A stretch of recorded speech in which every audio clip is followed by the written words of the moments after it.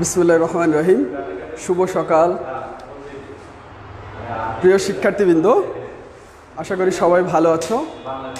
তো গত ক্লাসে আমি তোমাদেরকে ফিনান্স ব্যাংকিং ও বিমা প্রথম পত্রের পঞ্চম অধ্যায় নিয়ে আলোচনা করেছিলাম।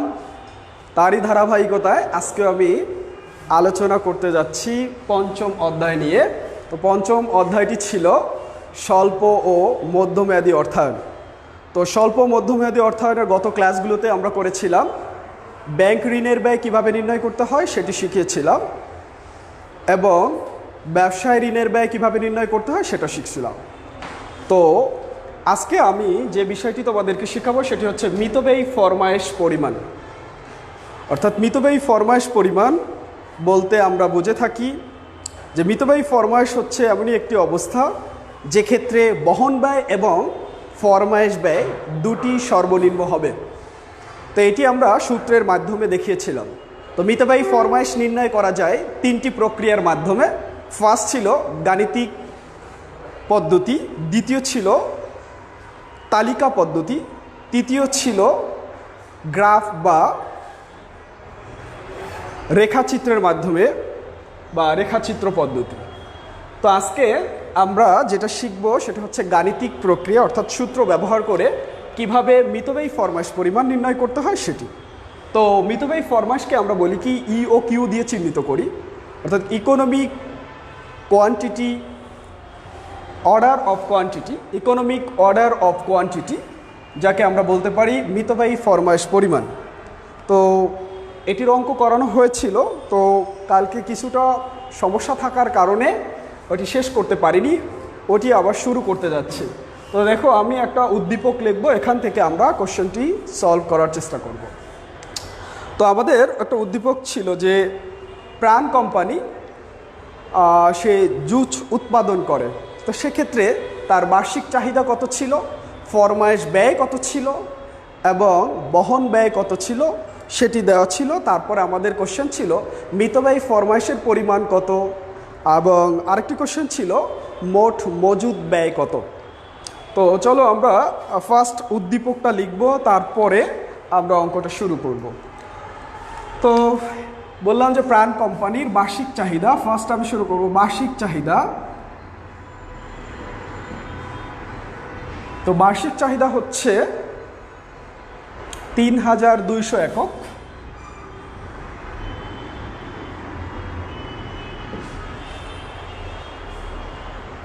একক প্রতি বহন খরচ,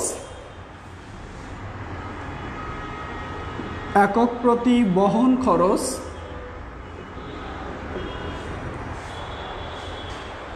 ১.৫০ টাকা।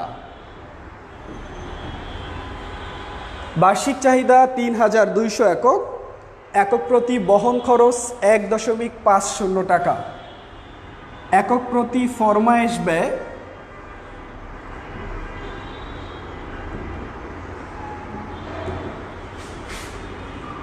তো একক প্রতি ফরমায়েশ ব্যয় কত দেওয়া আছে, ১৫০ টাকা।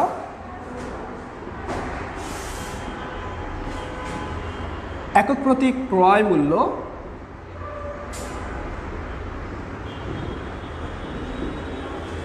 একক প্রতি ক্রয় মূল্য দেওয়া আছে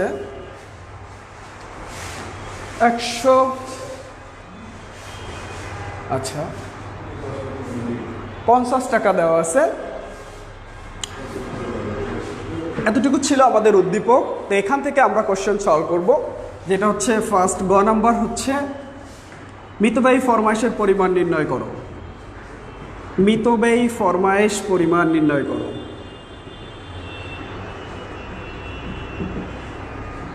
পরিমাণ নির্ণয় করো। এরপরে কোশ্চেনটা ছিল মোট মজুদ ব্যয় বা মোট ব্যয় নির্ণয় করো। দুটি কোশ্চেন আমাদের ছিল। তো ফার্স্ট মিতব্যয়ী ফরমায়েশ আমরা কি দিয়ে চিহ্নিত করি, ই ও কিউ দিয়ে চিহ্নিত করি। তো ই ও কিউ আমরা কি সূত্রটা সেটা আমরা দেখব। তো সূত্রটা সবারই জানা আছে, গত ক্লাসেও আমরা করেছিলাম, তো সবারই মনে থাকার কথা। তো আমি গ নাম্বার কোশ্চেনটা আগে সলভ করছি। তো মিতব্যয়ী ফরমায়েশ পরিমাণ নির্ণয়। তো আমরা লিখে নিই, এটাকে আমরা ই ও কিউ দিয়ে চিহ্নিত করি।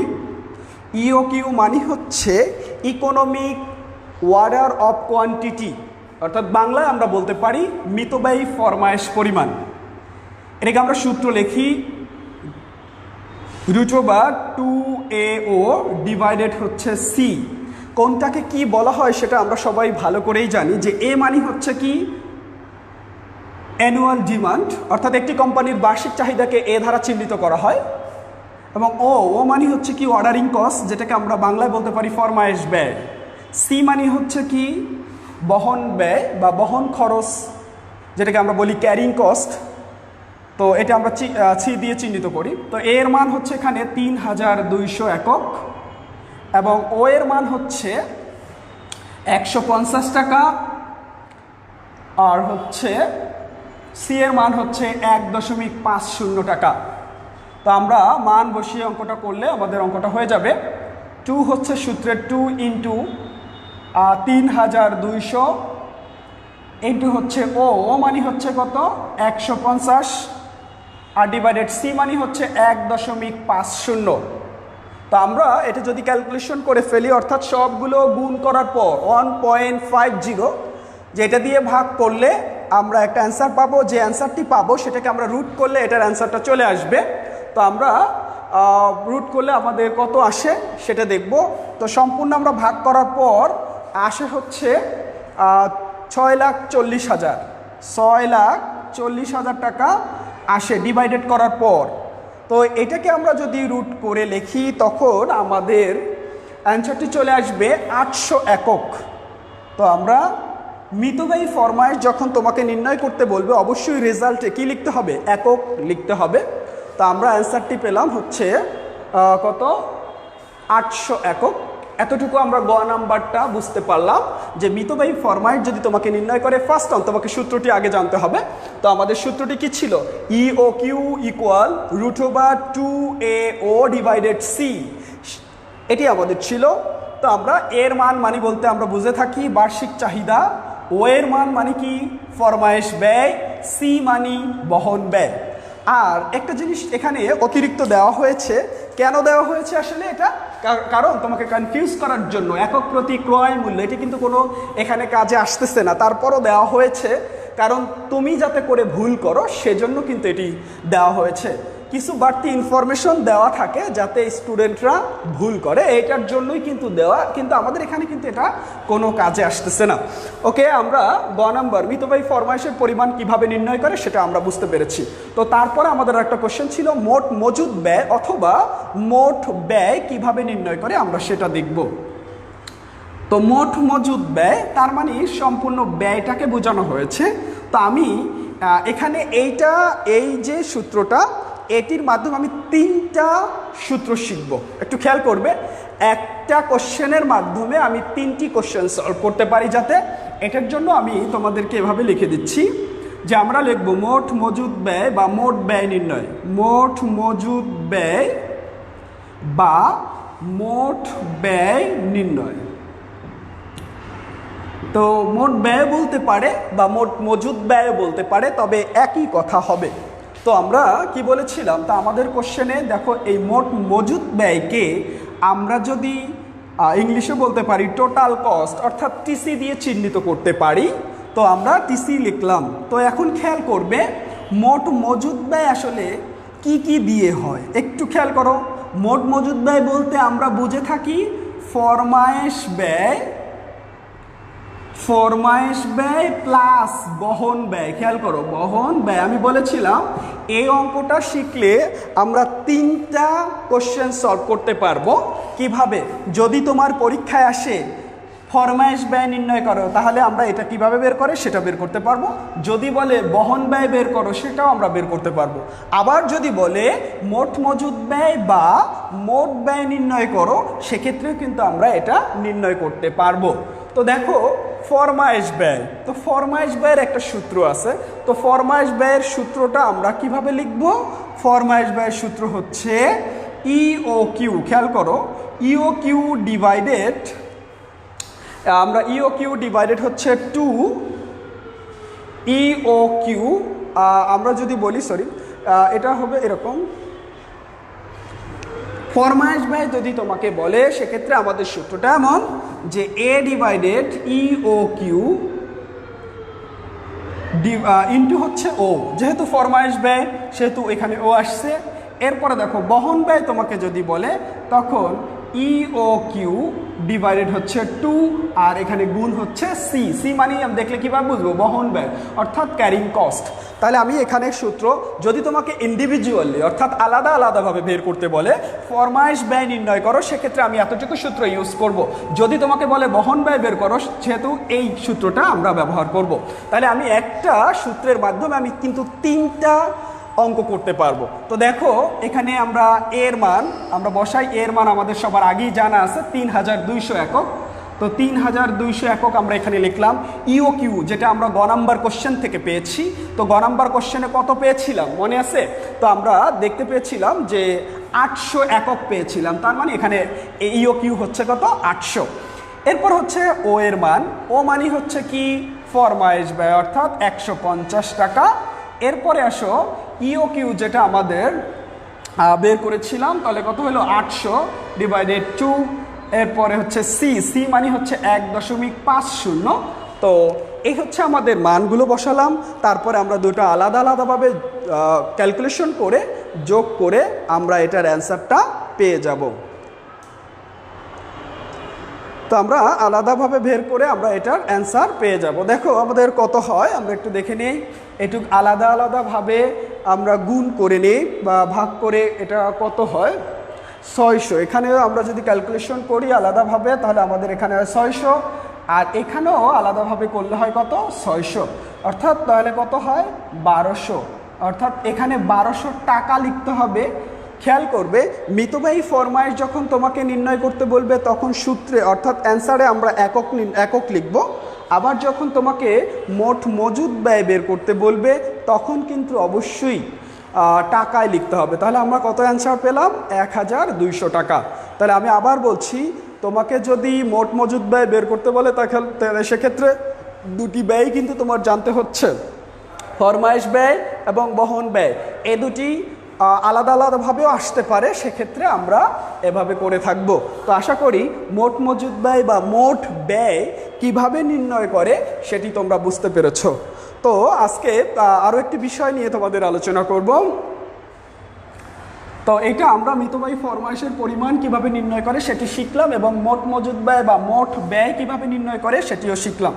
তো এরপরে আমরা আরেকটি বিষয় যে সর্বোচ্চ, তোমরা অনেক সময় দেখতে পেয়েছো অনেক বইয়ে লেখা আছে যে সর্বোচ্চ মজুদ। সর্বোচ্চ মজুদ বলতে কি বুঝি, সর্বনিম্ন মজুদ বলতে কি বুঝি সেটি নিয়ে আলোচনা করব। তো সর্বোচ্চ, খেয়াল করো, সর্বোচ্চ মজুদ। তো সর্বোচ্চ মজুদ আসলে এটা বলতে আমরা কি বুঝি, যেটাকে আমরা বলি ম্যাক্সিমাম ইনভেন্টরি। ম্যাক্সিমাম মানে হচ্ছে সর্বোচ্চ। সর্বোচ্চ মজুদ বলতে আমরা বুঝে থাকি যে সর্বোচ্চ মজুদ বলতে ওই স্তরকে বোঝায়। সর্বোচ্চ মজুদ বলতে ওই স্তরকে বোঝায় যে স্তরের পর অতিরিক্ত কোনো পণ্য মজুদ রাখা যাবে না। অর্থাৎ একদম মনে করো এখানে একটা আমি রেখা টানলাম, দেখো এইটার সর্বোচ্চ এখান থেকে শুরু হয়েছে, এখানে কিন্তু শেষ হয়েছে, তার মানে এটার সর্বোচ্চ কত, এতটুকু পর্যন্ত। তাহলে সর্বোচ্চ মজুদ বলতে ওই স্তরকে বোঝায় যে স্তরের পর আর অতিরিক্ত কোনো মজুদ রাখা যাবে না, মানে এতটুকুই সম্পূর্ণই আছে। এই অবস্থানকে বা এই স্তরকে আমরা বলতে পারি কি সর্বোচ্চ মজুদ। তো এটা তোমরা বুঝতে পেরেছো যে সর্বোচ্চ মজুদ আসলে কিভাবে পরীক্ষা আসে সেটা আমরা দেখাবো।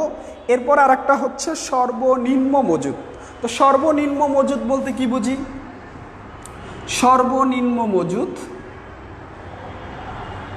তো সর্বনিম্ন মজুদ কি, সর্বনিম্ন মজুদ বলতে আমরা বুঝে থাকি যে ওই পরিমাণ মজুদকে বোঝায় যার নিচে মজুদ থাকলে, এই যার নিচে মানে সর্বনিম্ন মজুদ বলতে ওই স্তরকে বোঝায় যার ওই স্তরের নিচে পণ্য মজুদ রাখলে উৎপাদন ব্যাহত হতে পারে। তার মানে এখানে একদম সর্বনিম্ন তোমাকে একটা নির্দিষ্ট করে দেয় যে এতটুকু পর্যন্ত তোমাকে কি রাখতেই হবে, এর নিচে যদি হয় তাহলে তোমার উৎপাদন কি হতে পারে, ব্যাহত হতে পারে। তো এই যে পর্যন্ত বা এই স্তর পর্যন্ত যে মজুদ পণ্যগুলো রাখা হয় সেই স্তরকে আমরা বুঝতে পারি সর্বনিম্ন, মানে এই স্তর পর্যন্ত তোমার মাস্ট বি কি রাখতেই হবে, এর নিচে নামলে তোমার উৎপাদন কি হতে পারে, ব্যাহত হতে পারে। তো এটা আমরা সর্বনিম্ন এবং সর্বোচ্চ মজুদ আমরা দেখতে পেয়েছিলাম। তো এখানে এরপর হচ্ছে পুনঃ ফরমায়েশ স্তর, যেটা তোমাদের পরীক্ষায় আসে, সেটি আমি দেখাচ্ছি। যে তো এখানে সর্বোচ্চ মজুদ গেল, সর্বনিম্ন মজুদ গেল, এটাও আমরা অঙ্কে যখন আসবে তখন কিন্তু আমরা এটা সূত্র প্রয়োগের মাধ্যমে তোমাদেরকে দেখাবো। এরপর আরেকটা বিষয় যেটা রিঅর্ডার লেভেল, যেটাকে আমরা বলি পুনঃ ফরমায়েশ স্তর। পুনঃ ফরমায়েশ স্তর খুবই ইম্পর্টেন্ট কোশ্চেন, কারণ ম্যাক্সিমাম কোশ্চেন এটা কিন্তু চলে আসে যে পুনঃ ফরমায়েশ স্তর।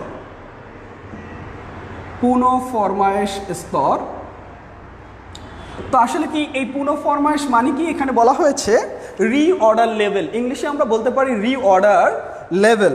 তো রিঅর্ডার লেভেল কখন দেওয়া হয়, যে ক্ষেত্রে ফরমায়েশ থাকে না, ফরমায়েশের পরিমাণ বা মজুদ পণ্যের পরিমাণ থাকে না, পরবর্তীতে আবার এই অর্ডার দিতে হয়, সেক্ষেত্রে আমরা বলতে পারি পুনঃ ফরমায়েশ স্তর।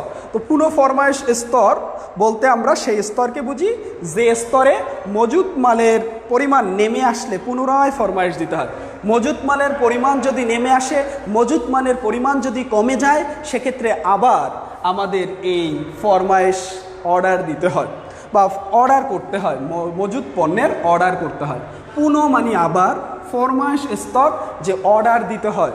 যখন তোমার একটা লেভেল থাকবে, একটা পরিমাণ থাকবে, একটা প্রতিষ্ঠানের মজুদ পণ্যের একটা নির্দিষ্ট স্তর থাকবে, ওই স্তর থেকে যদি নেমে আসে, ওই স্তর থেকে যদি মজুদ মাল কমে যায়, সেক্ষেত্রে ওই প্রতিষ্ঠানের পরবর্তীতে আবার যে ফরমায়েশ অর্ডার করতে হয় বা মজুদ মাল অর্ডার করতে হয়, সেক্ষেত্রে ওইটাকে আমরা বলবো পুনঃ ফরমায়েশ স্তর। এই পুনঃ ফরমায়েশ স্তর দিয়ে আমাদের পরীক্ষার অঙ্ক আসে। তো এইটার ক্ষেত্রে আমরা সূত্র লিখব, সূত্রের মাধ্যমে আমরা এটি করব। তো এখানে দুটি সূত্র, তবে একটি সূত্রে আমাদের বেশিরভাগ আসে যে পুনঃ ফরমায়েশ স্তর। আমি সূত্রটা লিখে দিচ্ছি, পুনঃ ফরমায়েশ স্তর, পুনঃ ফরমায়েশ স্তর ইকুয়াল লিখতে পারি। তো আমাদের সূত্রটা হচ্ছে নিরাপত্তা মজুদ, নিরাপত্তা মজুদ যেটি কোশ্চেনে দেওয়া থাকবে। তো নিরাপত্তা মজুদ plus lead time, lead time অর্থাৎ এখানে আমি ইংলিশ ব্যবহার করছি বা সংগ্রহ সময় বলা থাকতে পারে, লিড টাইম ইন্টু গড় মজুদ ব্যবহার, গড় মজুদ ব্যবহার। তো আমরা আবার সূত্রটি দেখে নেই, নিরাপত্তা মজুদ প্লাস লিড টাইম পুনঃ ফরমায়েশ স্তর। যদি আমি এখানে দেখতে পারি যে পুনঃ ফরমায়েশ স্তর, এটিকে আমরা সূত্র প্রয়োগের মাধ্যমে দেখাতে পারি যে নিরাপত্তা মজুদ প্লাস লিড টাইম ইন্টু গড় মজুদ ব্যবহার। তো এখানে আমরা এই পুনঃ ফরমায়েশ স্তর কিভাবে নির্ণয় করে সেটি আমরা একটা অঙ্কের মাধ্যমে যাব। তো দেখো কিভাবে এটি থাকতে পারে সেটা একটু খেয়াল করব। তো মনে করো একটি কোম্পানির পুনঃ ফরমায়েশ স্তর, পুনঃ ফরমায়েশ স্তর, আচ্ছা এটা দিচ্ছে পরে। একটি কোম্পানির যদি বলি যে একটি কোম্পানির নিরাপত্তা মজুদ,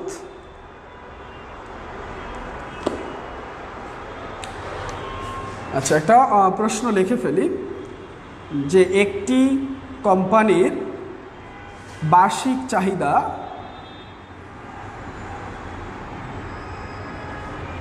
একটি কোম্পানির বার্ষিক চাহিদা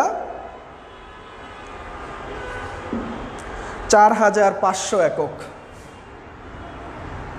৪৫০০ একক। তো লিড টাইম যদি এখানে সরাসরি বলা থাকতে পারে এরকম, লিড টাইম মানে সংগ্রহ সময়, এটার সংগ্রহ করতে সময় লাগবে 15 দিন, লিড টাইম 15 দিন। এরপরে আমরা যদি বলি বছরটি 360 দিনে কাউন্ট করা হয়, বছর 365 বা 60 যেটাই হোক, বছর যেটা দেওয়া থাকবে আর কোনো কিছু দেওয়া না থাকলে আমরা 360কে ধরবো। বছর 360 দিনে ধরা হয়, 60 দিনে আমরা ধরা হয়, এটা লিখলাম। তো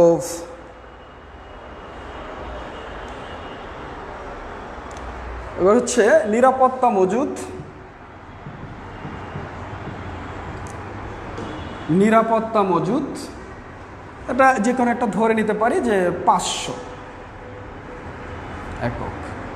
আচ্ছা, তা আমাদের কি কি ইনফরমেশন দেওয়া থাকে দেখো, একটি কোম্পানির বার্ষিক চাহিদা 4500 একক, লিড টাইম 15 দিন, বছর 365 দিনে ধরা হয়, নিরাপত্তা মজুদ 500 একক। এখন তোমাকে বললো পুনঃ ফরমাইশ স্তর নির্ণয় করো।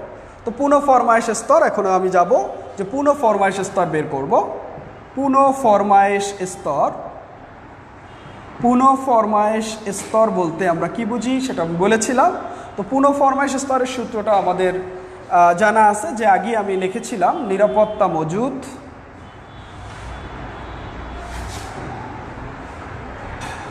প্লাস লিড টাইম, যেটাকে আমরা ইংলিশে বলতে পারি লিড টাইম, বাংলায় বলি সংগ্রহ সময়, ইন্টু গড় মজুদ ব্যবহার, গড় মজুদ ব্যবহার। তো দেখো নিরাপত্তা মজুদ আমার কোশ্চেনে দেওয়া আছে কত, 500 একক। তো আমরা 500 একক এখানে লিখলাম। এরপর দেখো লিড টাইম, লিড টাইম মানে সংগ্রহ সময়, অথবা লিড টাইম সরাসরি বলে দিতে পারে, লিড টাইম কত দিন, 15 দিন। এখন একটু কথা হচ্ছে যে আমাদের গড় মজুদ ব্যবহার এটা আসলে কিভাবে বের করে, এটা কিভাবে বের করব, এটা বের করার একটা সূত্র আছে। এটা আলাদাভাবেও বের করা যায়, বা এখানে আমি সূত্র লিখেছি এখানেও বের করতে পারি। তো এটা বের করার নিয়ম হচ্ছে গড় বলছে মজুদ ব্যবহার, অর্থাৎ একটি কোম্পানির বার্ষিক চাহিদাকে আমি খেয়াল করব। তো বার্ষিক চাহিদা কত আছে আমরা এখানে দেখতে পাচ্ছি 4500। তো এই বার্ষিক চাহিদাকে আমি বছরে কত দিন এটা দিয়ে ভাগ করলে কিন্তু আমাদের গড় মজুদ ব্যবহারটা বের হয়ে যাবে। তো আমরা এখানে গড় মজুদ ব্যবহারের নিয়ম হচ্ছে বার্ষিক চাহিদাকে বছরের যত সংখ্যা, বছরে যত দিন থাকবে অত দিয়ে কি করতে হবে, ভাগ করতে হবে। তাহলে এখানে একটি বিষয় হচ্ছে, এখানে বছর যে সবসময় বলে দেওয়া থাকবে এমন নয়, সেক্ষেত্রে আমাদের ধরে নিতে হবে। অর্থাৎ আমরা ব্যবসায়ের ক্ষেত্রে সাধারণত 365 দিন আমরা ধরি না, কত ধরি, 360 দিন ধরি। আবার যদি কোশ্চেনে বলে দেয় যে 365 দিনই ধরতে হবে, তখন কিন্তু আমরা 365 দিনই ধরবো। তো এখানে 365 অর্থাৎ 4500কে আমরা 365 দিয়ে ডিভাইড করব, তাহলে আমাদের গড় মজুদ ব্যবহারটা বের হয়ে যাবে। তো দেখো এখানে আমরা ক্যালকুলেশন করে নিই যে 500 যোগ, এখানে যদি আমি 15, তাহলে এখানে যদি এটাকে ভাগ করো তাহলে কত হয় আমরা একটু দেখে নেই, ভাগ করলে কত হয়। তো 4500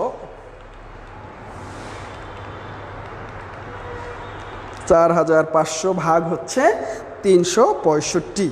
তো এখানে কত হয়, 12.328। তো এটা আমি লিখলাম 12.328, 12.328 এতটুকু। তো এটার সাথে আমরা 15 গুণ করে নেই, এরপরে যেটা হলো এটার সাথে যোগ করব 500। তো 684.93, 684.93। তো এখন এখানে কি পুনঃ ফরমাইশ স্তর যদি তোমাকে বের করতে বলে, সেক্ষেত্রে আমরা আসলে কি সূত্রে কি লিখব, পুনঃ ফরমাইশ স্তর যদি তোমাকে বের করে সেক্ষেত্রেও কিন্তু আমাদের সূত্রে কি লিখতে হবে, একক লিখতে হবে। তো দেখো অঙ্কটা আমরা বুঝতে পারছি কি না। তো এখানে আমরা যেটা দেখতে পাচ্ছি যে পুনঃ ফরমাইশ স্তর যদি আমাকে নির্ণয় করতে বলে, সেক্ষেত্রে আমরা খেয়াল করব, আমরা সূত্রটা আগে জেনে নিব। তো পুনঃ ফরমাইশ স্তর ইকুয়াল নিরাপত্তা মজুদ প্লাস লিড টাইম ইন্টু গড় মজুদ ব্যবহার। তো এখানে নিরাপত্তা মজুদ আমাদের কোশ্চেনে দেওয়া থাকবে, যদি দেওয়া না থাকে সেটাও কিন্তু বের করে নিতে হবে। তো আমরা এরপরে আবার মিক্সড অঙ্কে যখন যাব তখন কিন্তু এগুলো আমরা আরও আলোচনা করব যে কিভাবে নিরাপত্তা মজুদ আরও ডিফিকাল্ট দেওয়া থাকলে আমরা কিভাবে বের করব সেটা দেখাবো। তো নিরাপত্তা মজুদ আমরা দেখতে পেলাম এখানে 500 এবং লিড টাইম অর্থাৎ সংগ্রহ সময় এখানে দেওয়া আছে কত 15 দিন এবং গড় মজুদ ব্যবহার যেটা আমরা বের করতে হবে, এটা কিন্তু অনেকেই বলে যে কিভাবে বের করব, তার মানে এটা কিন্তু তোমাদের নৈবিত্তিকেও আসে। তো গড় মজুদ বের করার নিয়ম হচ্ছে বার্ষিক চাহিদা। খেয়াল করো, বার্ষিক চাহিদাকে আমি বছরে যত দিন থাকবে তত দিন দিয়ে কিন্তু কি করব, আমি ডিভাইড করব, তাহলে কিন্তু আমরা এই গড় মজুদের পরিমাণটা জেনে যাব। তো অনেক সময় আমরা 360 দিয়ে ধরবো যদি কোনো কিছু বলা না থাকে, আর যদি আমাদের এখানে বলা থাকে সেক্ষেত্রে কিন্তু আমরা যেটা 365 থাকলে 365 দিব, 360 থাকলে 360 দিব। তো এটা ক্যালকুলেশন করলাম আমরা খুব সহজেই 684.93 এটা আমাদের একক হলো, এটা আমাদের অ্যান্সার, অর্থাৎ পুনঃফরমায়েশ স্তর আমাদের কত হলো 684.93 একক। এটা ছিল আমাদের আজকে আমরা কি জিনিস কোন বিষয়গুলো শিখলাম, মিতব্যয়ী ফরমায়েশের পরিমাণ শিখলাম, মোট মজুদ ব্যয়ের পরিমাণ শিখলাম বা মোট ব্যয়ের পরিমাণ শিখলাম। এরপরে আমি কি শিখেছি, সর্বোচ্চ মজুদ কাকে বলে সেটা শিখেছি, সর্বনিম্ন মজুদ সেটা শিখেছি, পুনঃফরমায়েশ স্তর শিখেছি এবং পুনঃফরমায়েশ স্তর গাণিতিকভাবে কিভাবে নির্ণয় করতে হয় সেটা আমরা দেখিয়েছি। তো আশা করি সবাই ক্লাসটি করলে অনেকটাই উপকৃত হবে বা বুঝতে পারবে। তো যাই হোক, আবার আগামীকালকে 10:50 সময় আরেকটি ক্লাস আছে। তো ওই ক্লাসে আমরা এই অধ্যায়েরই মিক্সড কিছু প্রবলেম নিয়ে আলোচনা করব তোমাদের মাঝে। তো আশা করি সবাই থাকবে, তো সবাই বোঝার চেষ্টা করবে, যদিও না বুঝো কমেন্টসে জানিয়ে দিবে যে কারো কোনো সমস্যা থাকলে, তো সেটা সলভ করার চেষ্টা করব। তো আজকে এ পর্যন্তই, সবাই ভালো থাকবে, আল্লাহ হাফেজ।